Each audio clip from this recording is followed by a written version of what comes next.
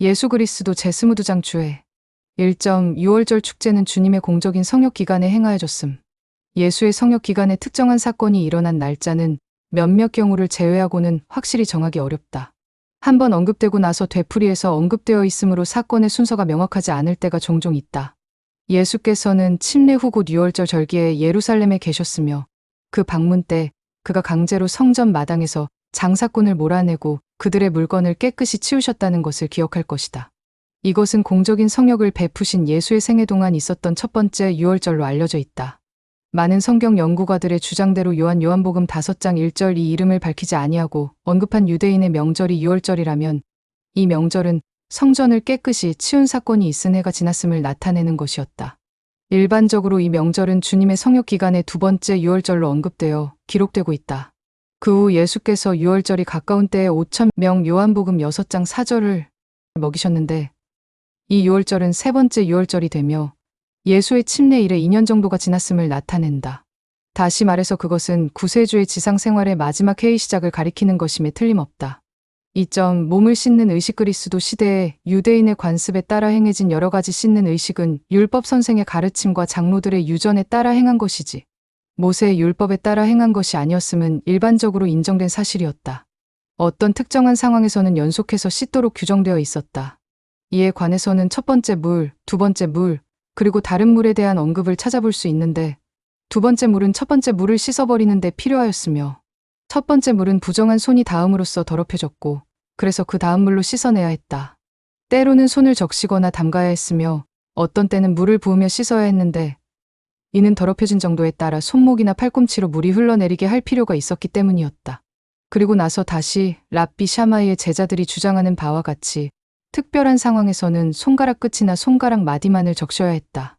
그릇과 가구를 씻는 규칙은 상세하게 정해져 있었고 매우 엄격했다. 진을 그릇, 목재 그릇, 금속재 그릇에 따라 각기 독특한 씻는 방법이 적용되었다. 부지 중에 손을 더럽힐까봐 두려워한 결과 극단적인 예방책이 많이 나오게 되었다. 율법서, 예언서, 기타 경전은 방치해둘 때 가끔 쥐들이 닿거나 긁거나 물고 난다고 알려져 있었으므로 성스러운 경전 또는 85자 율법의 가장 짧은 부분이 이와 같은 수의 글자로 되어 있음로 된 경전의 어떤 부분에 단순히 손을 대기만 하여도 손이 더럽혀진다고 하는 율법 선생의 명령이 선포되었다. 따라서 경전에 손을 대거나 그 속에 기록된 어느 구절에 손을 댄 후에는 격식을 차려 손을 반드시 씻어야 했다. 이러한 일뿐만 아니라 이 같은 많은 일에서 해방되는 것은 사실상 분명히 구원이나 다름이 없었다. 예수께서는 이와 같은 속박에서 벗어나도록 다음과 같이 거리낌 없이 말씀하셨다. 수고하고 무거운 짐진 자들아 다 내게로 오라 내가 너희를 쉬게 하리라. 나는 마음이 온유하고 겸손하니 나의 멍에를 메고 내게 배우라. 그러면 너희 마음이 쉼을 얻으리니 이는 내 멍에는 쉽고 내 짐은 가벼움이라 하시니라. 마태복음 11장 28에서 30절 3점 고르반 하나님께 드림. 모세의 율법은 서원 맹세에 관한 규례를 규정해 두었다. 레위기 27장 민수기 30장 스미스는 그에 져서 성경사전에서 다음과 같이 말하고 있다. 전통주의자들은 이 규례를 확대 해석하여 사람이 맹세로서 음식이나 기타 어떠한 것이든지 특정한 물건을 자신을 위하여 사용하지도 못할 뿐 아니라 다른 사람에게 주거나 다른 사람으로부터 받는 것을 금지할 수 있다고 해석하였다. 이같이 금지된 물건을 고르반이라 하였다. 누구든지 고르반을 구실 삼아 이같이 성가신 책임을 면할 수가 있었다. 주님은 이러한 관례 마태복음 15장 5절 마가복음 7장 11절을 율법의 정신에 위배되는 것으로 여기고 비난하셨다. 개정역에는 마태복음 15장 5절이 다음과 같이 나와 있다. 너희는 가로되 누구든지 아비에게나 어미에게 말하기를 내가 드려 유익하게 할 것이 하나님께 드림이 되었다고 하고 그 아비나 어미를 공경하지 아니할 것이라. 두메로우의 저서 성경주에서에는 이해로운 관습에 관한 설명이 다음과 같이 나와 있다. 원래 하나님께 드리는 희생이나 선물을 뜻하는 말인 고르반은 단순히 맹세를 뜻하는 말로 신약에 사용되었는데 맹세를 한 물건이 실제로 하나님께 바쳐지리라는 것을 의미하지는 않았다. 따라서 어떤 사람이 이러한 때를 위한 포도주는 내게 주는 고르반입니다라고 말하면 그것은 그가 포도주를 삼가할 것을 맹세하였음을 뜻했다. 혹은 어떤 사람이 친구에게 당신이 드려 내게 유익하게 할 것은 이러한 때를 위하여 내게 주는 고르반입니다라고 말하면 그것은 그러한 때에 그가 그의 친구로부터 후한 대접도 다른 은혜도 받지 않을 것을 맹세하였음을 뜻했다. 이와 비슷하게 아들이 자기 아버지에게나 어머니에게 내가 드려 유익하게 할 것이 고르반입니다라고 말하면 그것은 바로 아버지나 어머니가 아무리 많은 것을 요구하였을지라도 그는 자기 아버지나 어머니를 결코 돕지 않을 것을 맹세하는 것이었다. 서기관들은 이와 같은 맹세는 어떤 사람에게 부모를 부양할 책임을 면제시켜주는 것이라고 주장하였으며 이같이 그들은 스스로 만든 유전 전통으로 하나님의 말씀을 폐하였다. 4. 부스러기를 먹는 개들. 주여 올소이다. 많은 개들도 제 주인의 상에서 떨어지는 부스러기를 먹나이다. 마태복음 15장 27절라고 한 여자의 간절한 대답을 트렌치 기적에 관한 주에 271페이지는 다음과 같이 주석을 달아 쉬운 말로 바꾸어 설명해 놓고 있다. 그러나 우리의 번역된 성경에 나와 있는 그녀의 대답에 대한 번역문은 아주 만족할 만한 것은 아니다. 왜냐하면 사실은 그녀가 주님이 내린 결론에 대하여 예외가 있음을 즉시 설명하려는 것이 아니라 주님의 그와 같은 말씀에 그녀의 간청에 대한 승낙이 포함되어 있음을 설명하기 위해 주님의 말씀을 받아들이고 있기 때문이다. 주께서 개들을 말하였삼나이까? 좋소이다. 저는 칭호와 신분을 인정하나이다. 왜냐하면 개들은 적은 음식을 먹나이다. 첫 번째 목도 아니요 어린이의 목도 아니라 그보다도 더 적은 목 곧 주인의 상에서 떨어지는 부스러기를 먹나이다. 바로 이 경우에 위대하신 가장인 하나님께서 지금도 그의 가족에게 나누어 주고 계시는 축복의 테두리 안에서 주께서는 저희들과 저에게 이방인을 데려오시나이다. 가장 비천한 신분을 갖고 있사오나 저희도 역시 하나님의 가족에 속하나이다. 두메로의 저서 성경주에서에 나와 있는 마태복음 15장 26절에 관한 설명의 일부를 소개하면 다음과 같다. 율법 선생들은 이방인들에 관하여 말할 때 종종 개라는 말을 사용했다. 예를 들면 우상숭배자와 함께 음식을 먹는 자는 개와 더불어 음식을 먹는 자와 같다. 세상의 족속을 개에 비기어 두고 있다. 성스러운 집회는 개들에 속하지 아니하고 여러분에게 속한다. 그러나 예수께서는 경멸적인 표현을 사용함에 있어서 약간 부드러운 말로 표현하신다. 그는 개들을 말씀하지 아니하시고 작은 개들 즉 집에서 기르는 귀여운 개들을 말씀하시고 계시다. 그래서 여자는 예수의 말씀의 의미를 분명히 파악하고는 만일 이방인들이 집에서 기르는 개들이라면 그들의 주인의 상에서 떨어지는 부스러기를 먹어야 한다고 주장하고 있다. 에더스하임은 원문에 관하여 이렇게 말하고 있다. 그 말은 작은 개들 곧 집 개들을 뜻한다. 5. 데가볼리. 이 이름은 10개의 도시를 뜻한다. 이 이름은 주로 요단강 동쪽과 갈릴리 바다 남쪽에 위치하고 있는 막연한 경제 지역에 붙여진 것이었다. 조세퍼스 유대인 고대사 3권 9장 7절과 10개의 도시 중 가장 큰 도시로 언급하고 있는 스우도볼리는 요단강의 서쪽에 있었다. 이 도시에 대하여 역사가들의 의견은 일치되지 않고 있다.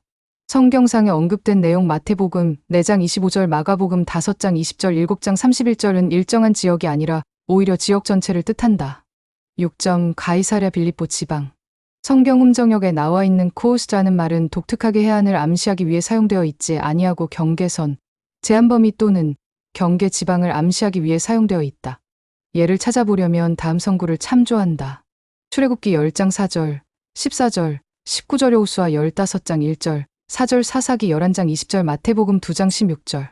따라서 이 말은 내륙 지방을 가리키는 데 사용되어 있으며 종종 북은 곳 근처를 가리키는 말로 쓰인다.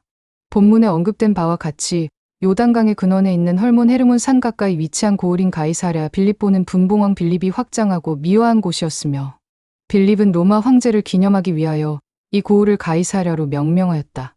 이 고을은 그 당시 이미 사마리아의 지중해 해안에 위치하고 있던 가이사랴와 구별하기 위해 가이사랴 빌립보라고 일컬어졌으며 그 후에 문헌에는 가이사랴는 가이사랴 팔레스티나로 알려져 있었다.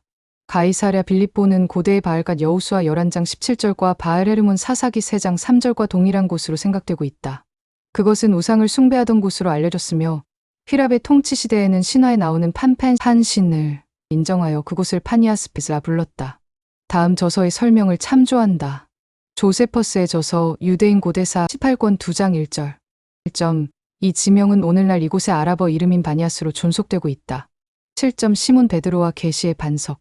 요한의 아들 시몬은 기록된 바와 같이 예수님을 처음 만났을 때 예수님으로부터 베드로 곧 아람어로 개발하는 매우 독특한 이름을 받았는데 이 이름은 영어의 곧 a stone과 같은 말로 반석 즉 돌을 뜻한다. 요한복음 1장 42절. 본서 145페이지 참조. 현재 우리가 다루고 있는 이때의 마태복음 16장 18절 이 이름은 베드로에게 확인되었다.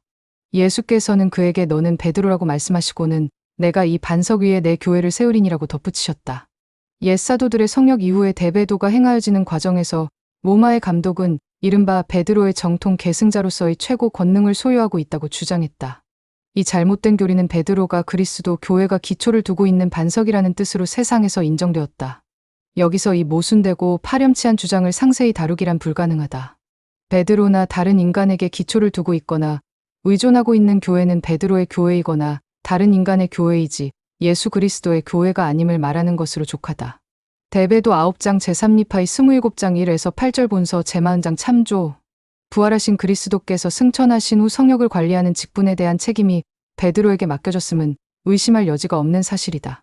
그러나 상징적으로 그가 교회 설립의 기초라는 점은 경전에 근거를 둔 것이 아니며 진실하지도 않다. 예수 그리스도의 교회는 합당한 권능에 의해 그의 이름을 지녀야 하며 필요 상태에 따라 직접 부여받는 끊임없는 계시로 인도되어야 한다. 베드로처럼 권능 있는 자의 성임을 통하여 성신권을 부여받은 하나님의 종들이 하나님으로부터 받는 계시야말로 교회가 세워져 있는 확고한 반석이다. 신앙개조 267페이지 계시참조 8점 베드로를 꾸짖으신 그리스도. 베드로를 사단이라 일컬은 것은 예수께서 분명히 문자 그대로의 명칭을 사용하신 것이 아니라 비유로서 그렇게 일컬으신 것이다.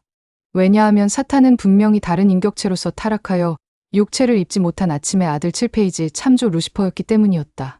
베드로가 바로 루시퍼가 아니었음은 자명한 사실이다.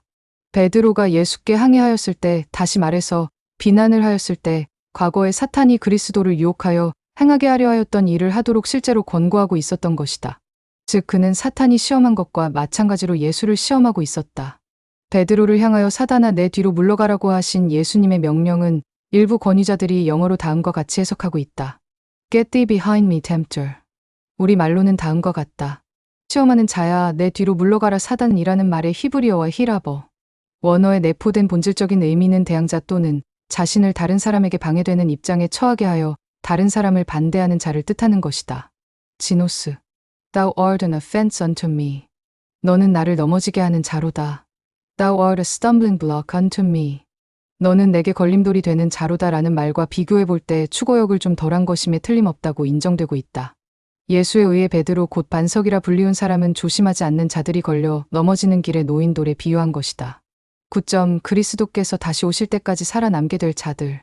구세주께서 가이사랴 빌립보 지방 근처에서 사도들과 다른 사람들에게 다음과 같이 진실로 너희에게 이르노니 여기 섰는 사람 중에 죽기 전에 인자가 그 왕권을 가지고 오는 것을 볼 자들도 있느니라. 마태복음 16장 28절 마가복음 9장 1절 누가복음 9장 27절 참조 구하신 말씀으로 구구한 해석이 많이 나오게 되었다. 여기에 언급된 사건 곧 인자가 하나님 아버지의 영광으로 천사들의 시중을 받으며 오리라는 사건은 아직 일어나지 않고 있는 미래의 일이다. 최소한 이 예언의 일부가 성취된 것은 사도 요한의 생명이 연장된 사실에 나타나 있다. 그는 그 당시 그곳에 있었던 자로서 아직도 그의 소원대로 육체를 입고 살아있다. 요한복음 21장 20에서 24절 제3리파이 28장 1에서 6절 교리와 성약 7편 참조 10점 주는 그리스도시요.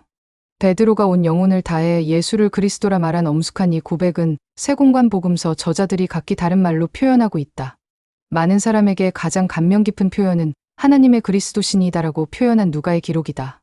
이 일이 있기 전에 12사도 중 몇몇 아니면 전원이 예수 그리스도가 하나님의 아들임을 인정하였다. 예를 들면 예수께서 바다 위로 걸어오시는 기적이 있은 후 마태복음 14장 33절.